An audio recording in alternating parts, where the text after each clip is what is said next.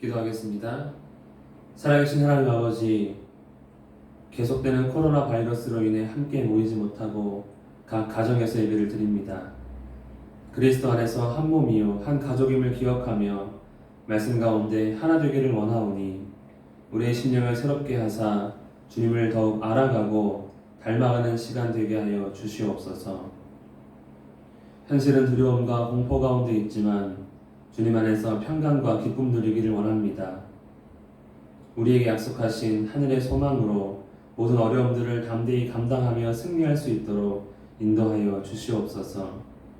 특별히 외부 활동을 하는 우리의 가족을 지키시며 강건케 하여 주시옵소서. 우리 주님교회 모든 성도들 건강한 모습으로 속히 만나기를 기다리고 있습니다. 하나님 아버지, 불쌍히 여기시며 역사하여 주시옵소서. 예수님의 이름으로 기도합니다. 아멘. 인생에서 가장 귀한 것은 무엇입니까? 사람마다 다르겠지만 건강, 가족은 빠지지 않을 것입니다. 어떤 사람은 경제적, 사회적 성공보다 더 중요하다고 말합니다. 특히 육신이 약해지거나 가족과 이별한 경험이 있다면 더욱 그럴 것입니다. 그리고 건강, 가족보다 더 귀한 것이 있는데 바로 생명입니다. 그 무엇과 비교해도 생명보다 귀한 것은 존재할 수 없습니다. 우리는 다 이렇게 생각하고 살고 있습니다. 그럼 우리의 생각은 건강, 가족, 생명이 귀한데 성경에서는 무엇이 가장 귀한 것이라고 말씀합니까? 가장 귀한 것, 특별히 우리가 나누고 있는 에베소서에서는 하늘에 속한 모든 신령한 복이라고 말씀합니다. 이 복은 하나님께서 자기 백성을 창세 전에 택하셔서 하나님의 자녀, 자신의 자녀로 삼아주신 복입니다. 예수 그리스도의 몸된 교회의 지체가 되게 하신 복, 하나님께서 자신의 기업으로 삼으시고 하나님의 영광의 찬송이 되게 하신 복, 이것이 신령한 복입니다. 여러분, 가족, 건강, 생명보다 귀합니까? 네, 귀합니다. 훨씬 귀합니다.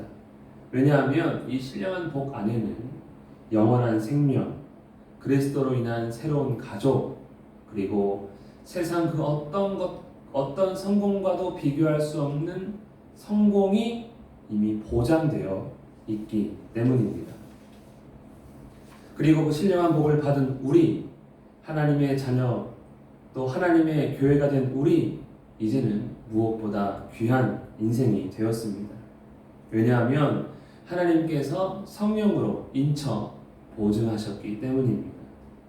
그렇다면 처음부터 하나님의 자녀, 하나님의 교회였습니까? 우리는 태어날 때부터 귀한 인생, 또 처음부터 금수저입니까? 그렇지 않습니다. 흙수저보다 못했습니다. 하나님의 자녀가 되기 이전에는 조금도 가치 없는 그러한 인생이었습니다. 왜냐하면 허물과 죄로 죽었기 때문입니다. 죽은 자, 우리가 그런 존재였습니다.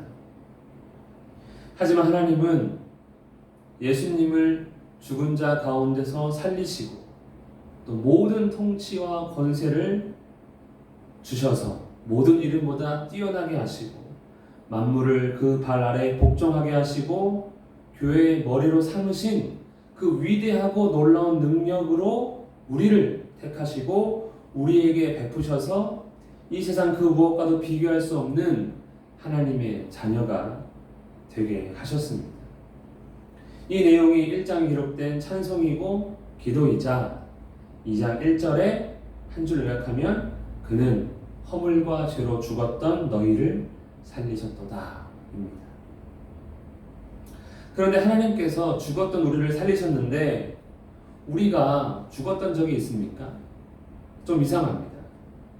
여러분, 죽음이란 무엇입니까? 심장이 멈추고 뇌의 활동이 정지되고 호흡을 하지 않는 상태가 죽은 것입니까? 만약 이것이 죽음이라면 성도된 우리는 죽었다가 살아났다고 말할 수 없습니다. 그런 사람은 아무도 없습니다. 그러니 죽었던 너희를 살리셨도다는 말씀에서 죽음을 육체적인 것으로 이해해서는 안 됩니다. 창세기 2장 17절을 보면 선악을 알게 하는 나무의 열매는 먹지 말라. 내가 먹는 날에는 반드시 죽으리라 하시니라. 하지만 선악과를 먹은 아담과 하와는 여러분 죽었습니까? 최소한 육체로는 죽지 않았습니다. 비록 그들은 에덴 동산에서 추방되었지만 900년은 더 살다가 죽었습니다. 그러니 죽음을 육체적으로 이해하면 하나님 말씀은 틀린 것이 되는 것이지요.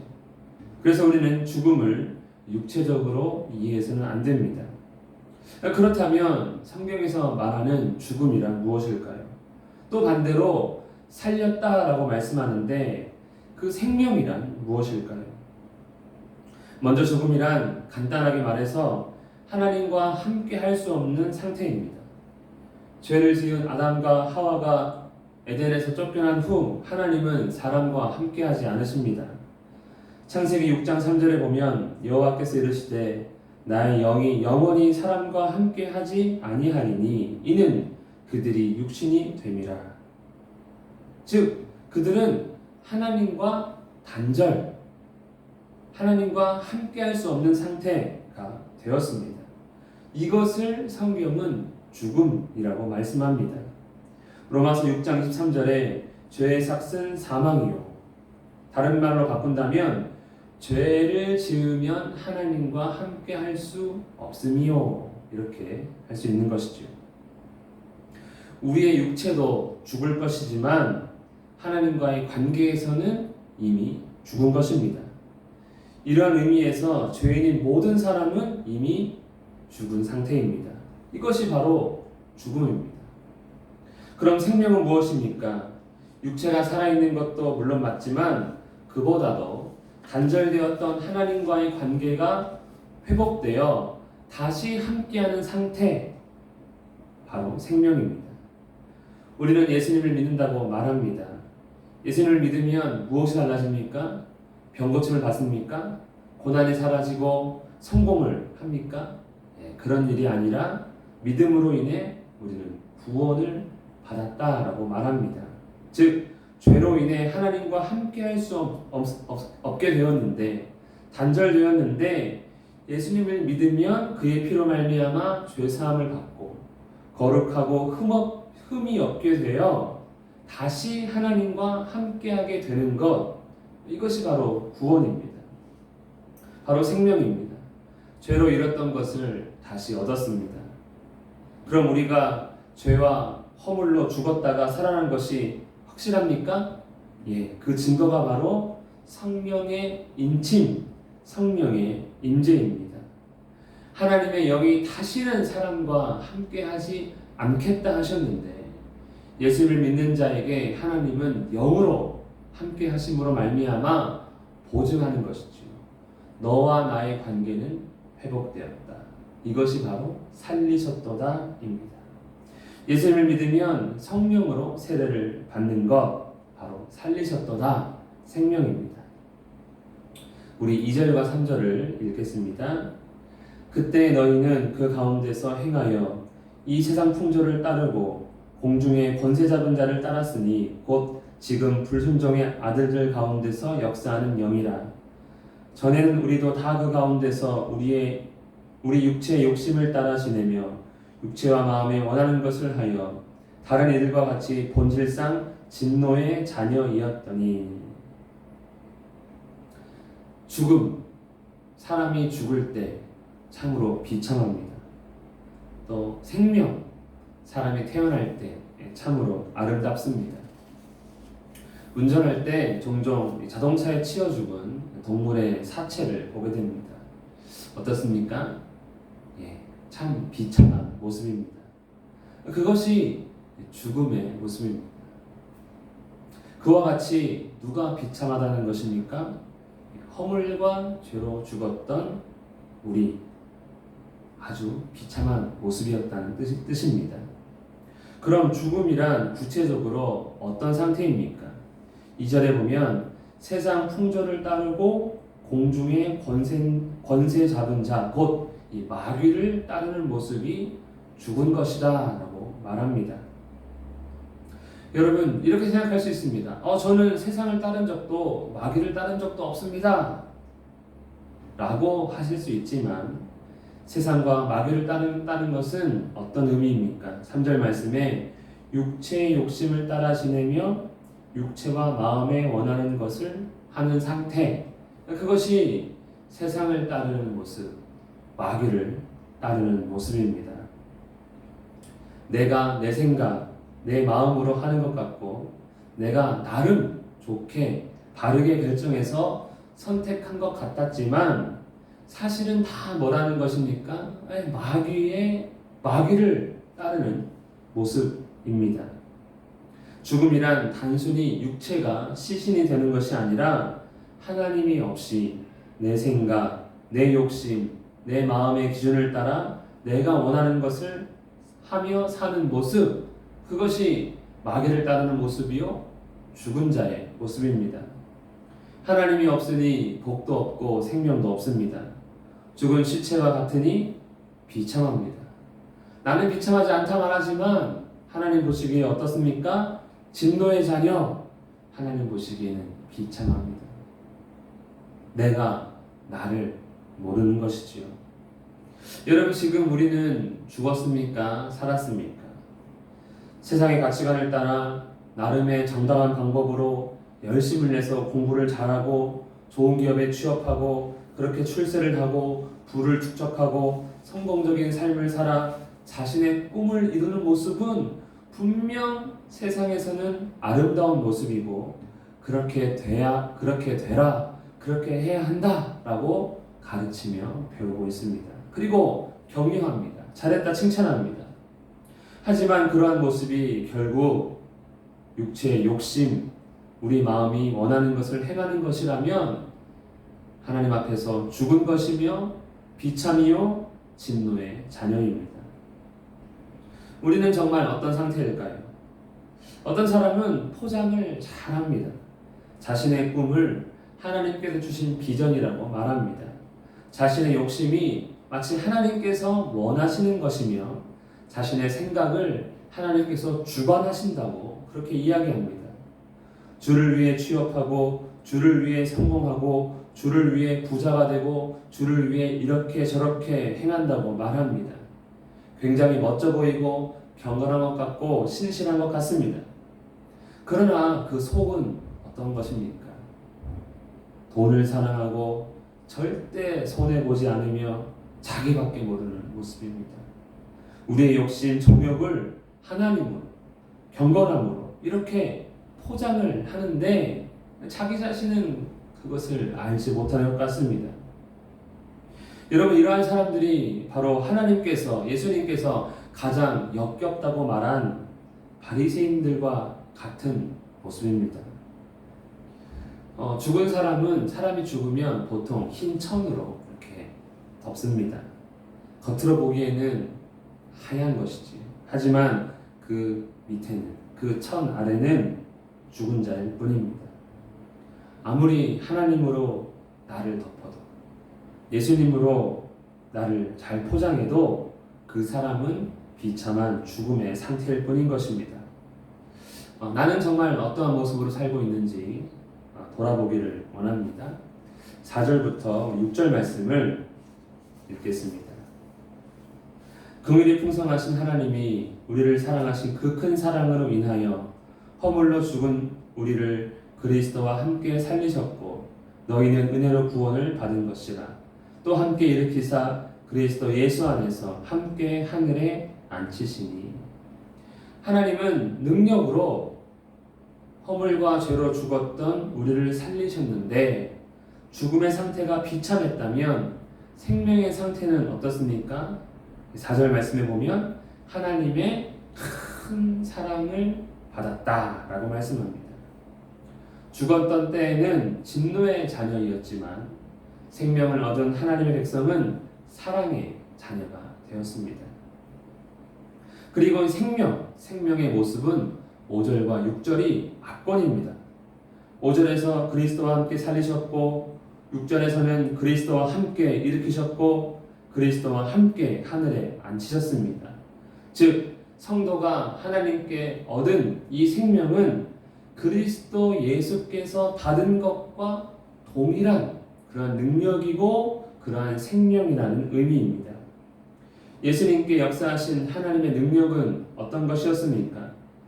에베소서 1장 20절에 하나님의 능력이 그리스도 안에서 역사하사 죽은 자들 가운데서 다시 살리시고 하늘에서 자기의 오른편에 앉히사 죽은 시신과 같은 비참한 인생, 영원한 심판을 받아 진노의 자녀인 우리에게 하나님은 생명을, 자비를 베푸셨는데, 구원하셨는데 어떻게 하셨습니까?